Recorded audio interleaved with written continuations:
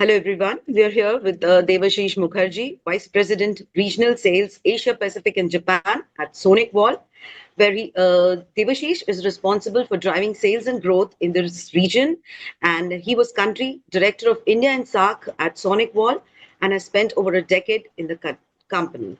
He brings an overall 2 decades of experience in the IT industry and has worked in India and Middle East at various roles. So first up, Devashish, a very warm welcome to you. Thank you, Pooja. All right, so let's not waste any time and get into a quick chat with you about, the EDR tools and the EDR platforms and all of that. So, what are the most common pain points, Devashish, according to you, for organizations that are adopting AI-enhanced EDR tools from deployment complexity to threat detection accuracy? Yeah, so this is a new buzz everyone is trying to do or solving their problem with AI related solutions, right? So we all understand that AI is maturing in the maturing curve, so it's not yet matured. So similarly, this is also applied to the AI-based EDR solutions. So when we are talking about everything related to AI, it's a complex subject. So only AI related product, like it creates an integration complexity. It creates integration with the tools like SIEM, SOAR.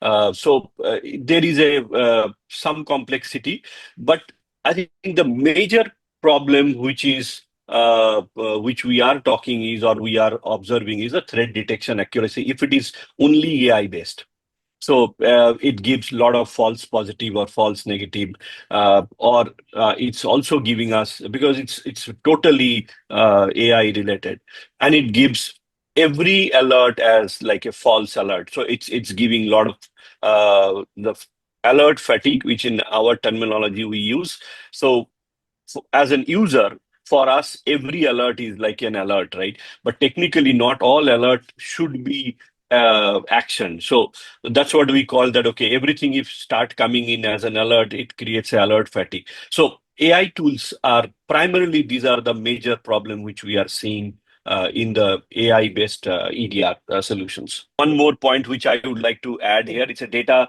the data privacy and compliance, right? Because when everything is AI, so which is one of the areas which probably we should also think of.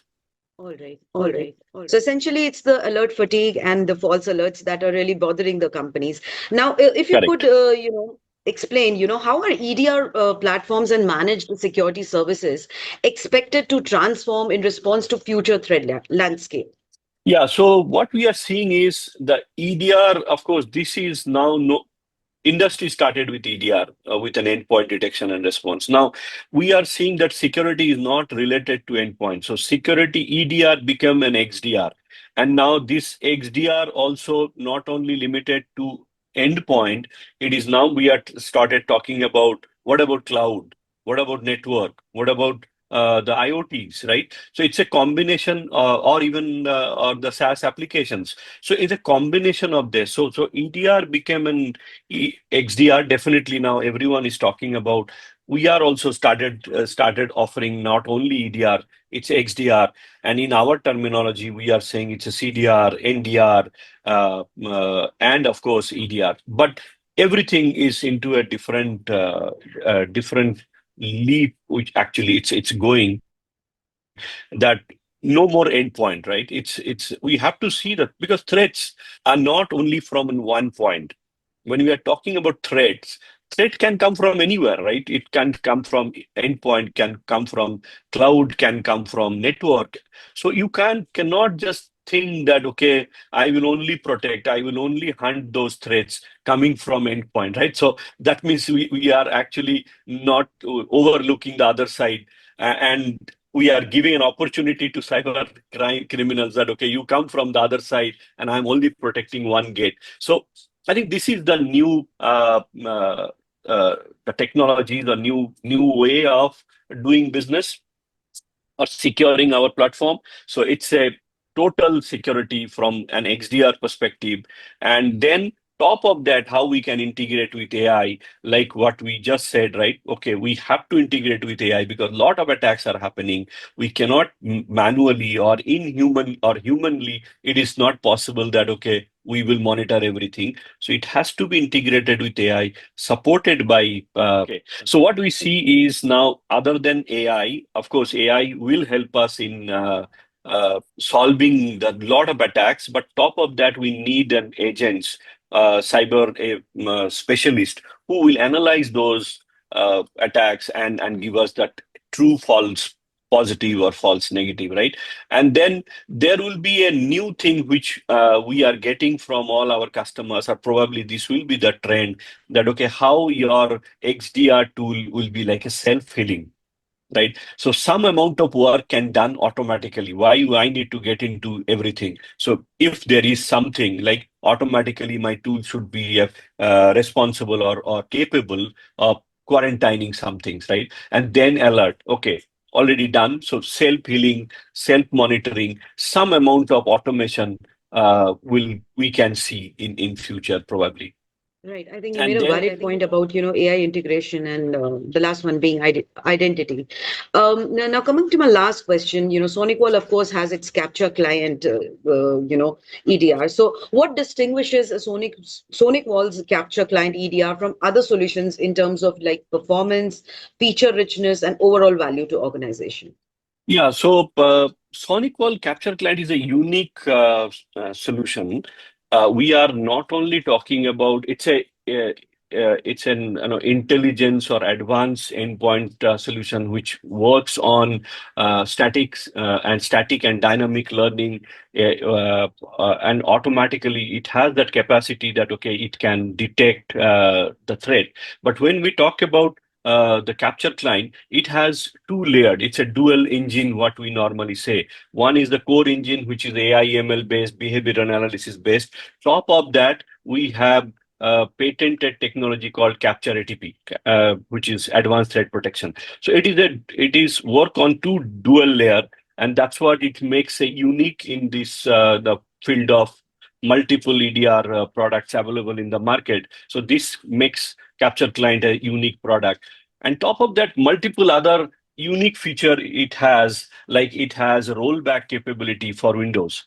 I think no other vendor can offer that. In case when we are talking about 99.999% of security, but still there is a 0.001% chance that attack may come and encrypt your system. So how can you go back to your previous instance? So there is a rollback feature available.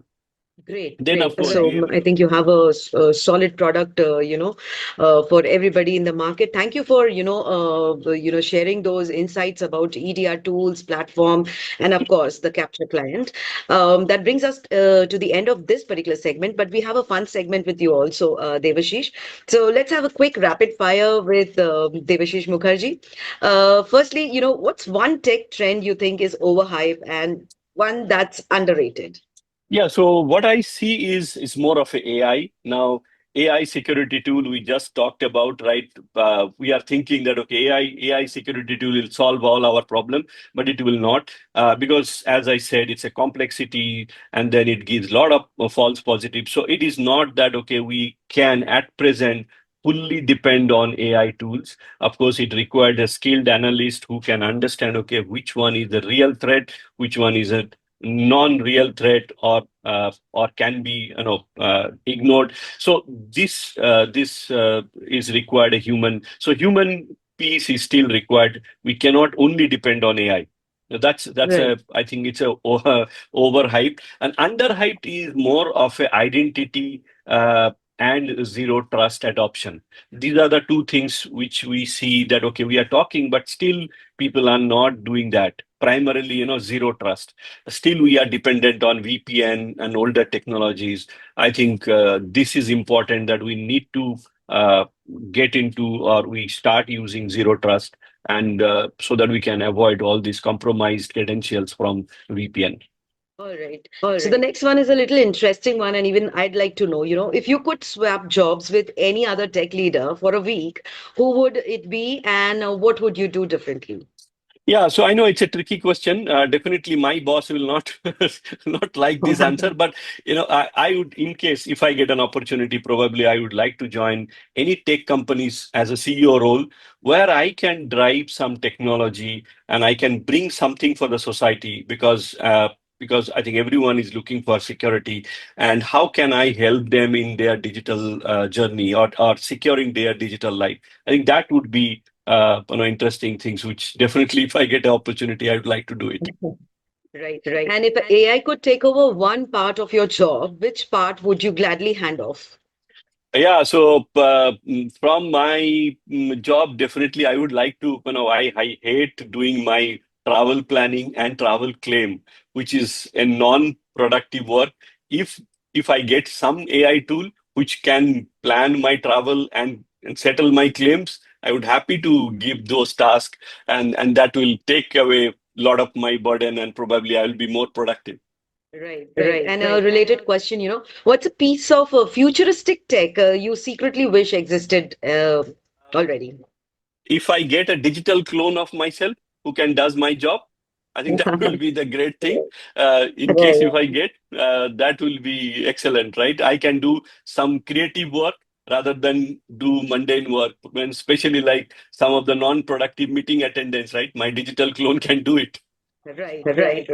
So moving away from technology, what's the most non-tech thing that's made you a better tech leader? Yeah, so I believe in listening, and I always listen to my customer, try to think from their point of view, that, okay, what exactly they are thinking, rather than like a seller, that, okay, I have a product you need to buy and my product will solve your problem. Instead, listen to them, understand their pain point and how my product fits into their solution, and solve their business pain. That's helped me a lot, and that's what my customer, my partners appreciate, my presence, and that is the way I add value, probably. Right. Great. And that brings us to the last question in this segment, what's your guilty pleasure app or website you check more often than you'd like to admit? Yeah, so sometime, we keep using some tools, especially like WhatsApp and LinkedIn, because there is a thin line between a personal app and the official app these days, because we are using LinkedIn in multiple ways, right? From a marketing piece or lead generation, multiple way. Similarly, for WhatsApp, we are also using for, casual chat. We have a group, the partner group, our employee group. But when we get any information in these applications, of course, our intention is for a productive way, but then it drags us to a non-productive work. We keep on checking something or other, which eventually I feel that, okay, I know I'm losing time. It's a total waste of time, and I feel sometimes feel bad that, okay, I have wasted my 30 minutes without doing anything. But so yeah, but I know this is, it's a very thin line, but we are using, but sometimes I'm feeling bad that, okay, why I'm using these tools. I think I'll agree to you on this one. Thank you so much, Devashish, for speaking to us. It was a lovely chat, and thank you so much once again for always being there, for our interview sessions. Thanks from Digital Tech Media team. Thank you, Pooja.